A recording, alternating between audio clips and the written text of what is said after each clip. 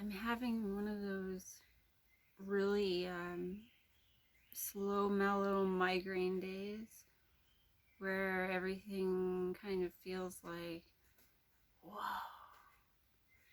you know what I mean? I was taking a walk through the woods and after the rain, and a cold drop of water fell from a branch and it landed right on one of my neck vertebrae. And it got me thinking about a spinal injury that I had a long time ago. And when I had my spinal injury, a week or two afterward, things were kind of swelling and affecting me a bit. And I would get these sensations of cold water sprinkling on my arms and legs and torso that wasn't really there, but it was real.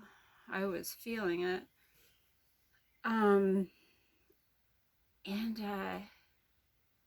then a different kind of sensation in my brainstem. But this water sensation, it's like it made me start thinking like maybe this is some kind of like ancient Chinese medicine.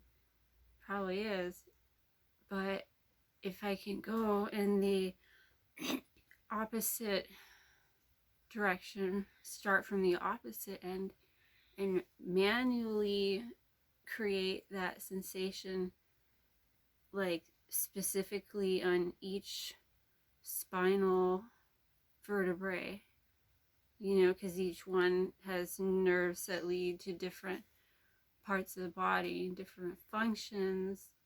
Because when that drop of water landed on my neck vertebrae, I got a really good, healing, comforting sensation in my neck and throat swallowing mechanism. So, yeah, it was pretty neat. I want to try this more. Like just a little bit, just a few cold drops of water, and just see what that does.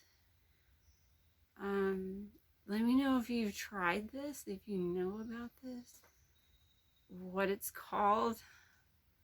It definitely does something.